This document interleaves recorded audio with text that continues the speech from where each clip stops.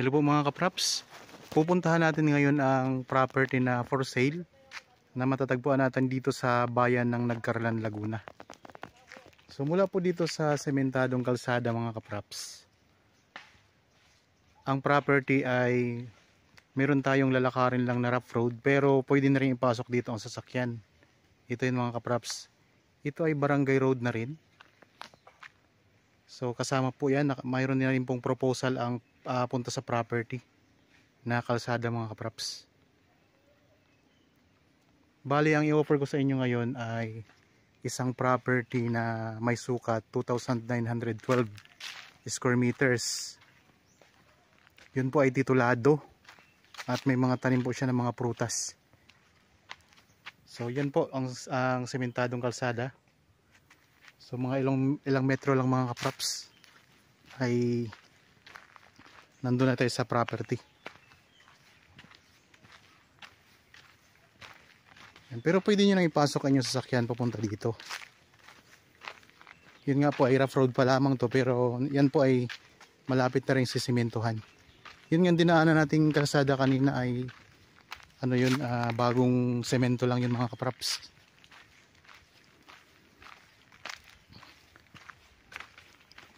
So ngayon meron kaming kasamang buyer na tinitripping namin. So yan, marami pang mga bahayan dyan mga kapraps. Oh. Yan, so mga iba't ibang mga taga-ibang lugar na rin nakabili dyan. Bali, yan po kasi ay sinubdivide. So pansamantala dito muna tayo dadaan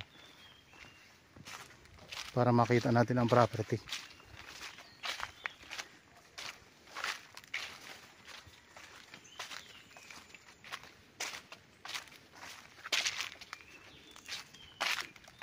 Marami din itong mga tanim na lansones. Meron na rin po itong proposal papunta doon sa may kalsada na rin to doon papunta sa ating pinanggalingan na daanan mga kapraps.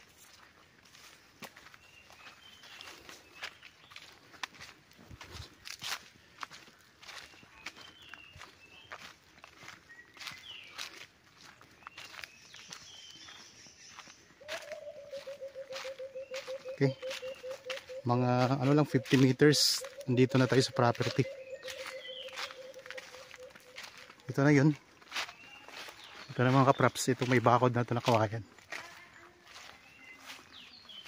Small farm lot. So ito yung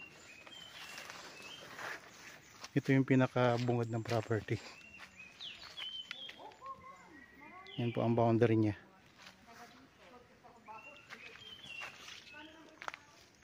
So may mga tanim po na lansones, may mga santol, marami siyang lansones mga kapraps.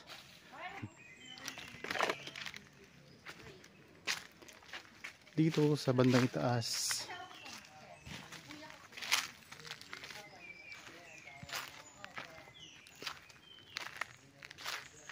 okay, ito ang daming mga lansones mga kapraps. Tapos nagtanim din sila dito ng ano, pero naani na nila yung mga patola.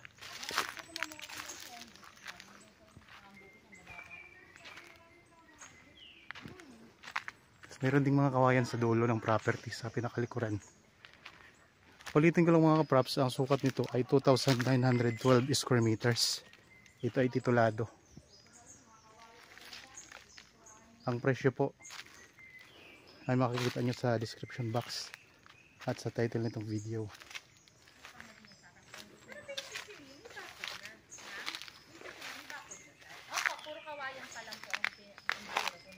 May mga tanim na mga talbos ng kamote. Meron din puno ng kaimito. Pero maganda to sir, kasi sa 3,000 dun sa masikip na dati po yun. Yun na talaga, 3,000. So, ayaw pa lang 1,000.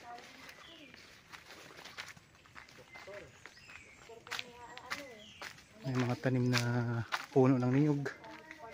Marami ding mga puno ng niyog mga kapraps.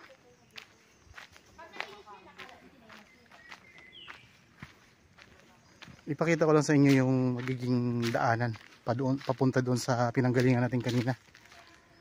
Ayun, may mga saging din pala mga kapraps, oh. At saka avocado. Yan. May santol. Dito sa gilid may santol.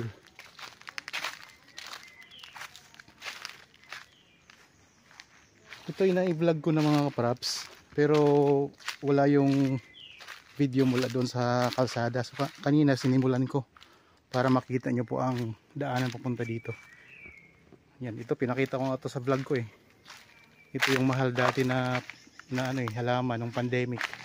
Yan, maraming mga gabi-gabi dito, mga gabi. May mga papaya din. Tapos sa gilid mga kapraps, may mga pailan-ilan na tanim na mga hugani. Ayan oh. Tapos dito, ito yung ano papunta doon sa pinanggalingan natin kanina na kalsada. Yan, dito mga kapraps. So dyan tayo galing kanina, yung pagpasok natin. Ito yung magiging kalsada. Diretso po yan palabas na. Maganda to mga kapraps. Yan, may kaimito din pala dito.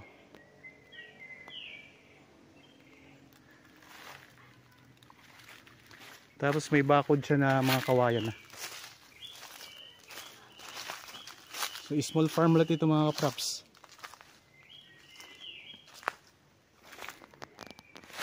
Pero in fairness mga kapraps, maganda ito. At saka mababa pa lamang po ang presyo nito. Ito yung sinabi ko kanina, ang puno ng santol. Tapos ito may avocado.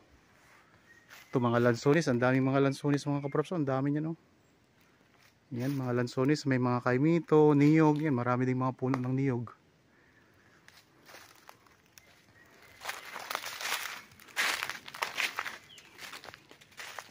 Ito yung boundary niya dito sa gilid. Ayan. So papunta doon. Tapos doon sa bandang likuran, yung pinanggalingan natin kanina, medyo lumawak po siya. Lumawak siya doon mga kapraps. Malawak siya doon. Tapos doon sa may gilid, yun yung boundary niya. Yan, may mga saging din. So kung sakaling interested kayo sa property mga kapraps, kontakin lang po kami sa mga contact details na nandyan po sa inyong mga screen. Meron tayong Viber, cellphone number, Facebook Messenger, at meron din tayong WhatsApp para sa mga OFW nating mga viewers.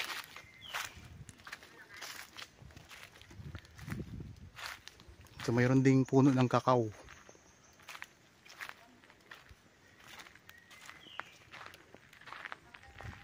Tapos kanina may nakita ko marami na ring mga bahayan doon mga kaprap sa bandang unahan.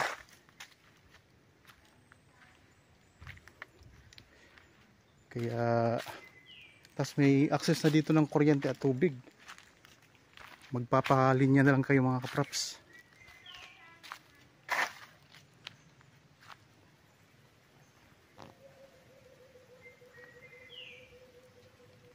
Ganda, maganda rin to.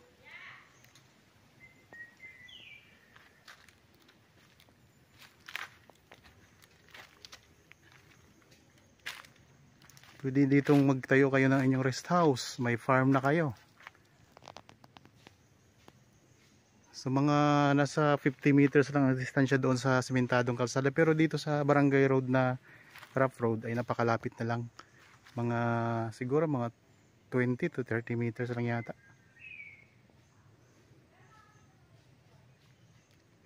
Tara, tingnan natin ulit.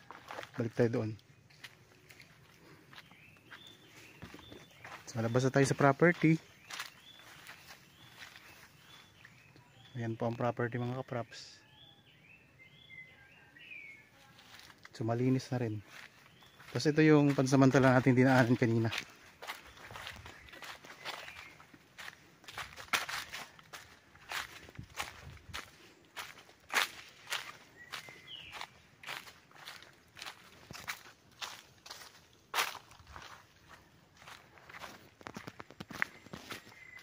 Mga katabing property, marami ding mga tanim. May mga lansones din.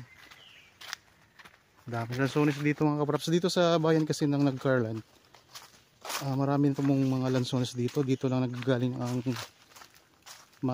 yung nabibili yung mga lansones, marami ditong nanggagaling sa Laguna.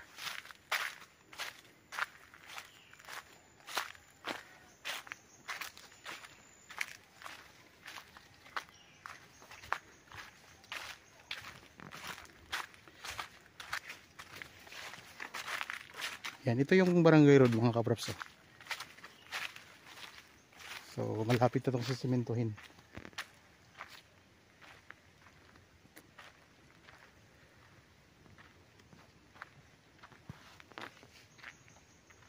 Tapos mula dito, ito yung rough road.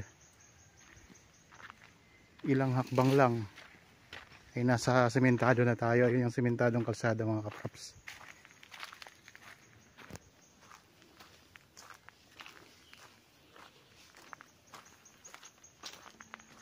Nasa 50 meters lang ang distansya mula dito sa sementadong kalsada papunta doon sa property. So kita nyo naman ang daming mga tanim, kaya kung interested kayo, ayun, pwede nyo na po kaming makontak at saka pwede nyo tingnan ng actual ang property.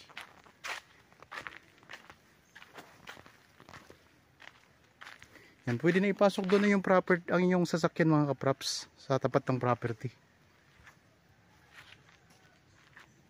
Tapos ito, pansamantala, dito muna nilagay, ipinarada ng mga kasama naming buyer yung sasakyan nila.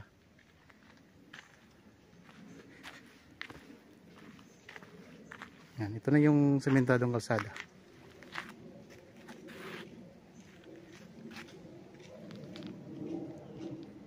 Okay, sana nagustuhan nyo po ang property na ino-offer ko sa inyo ngayon.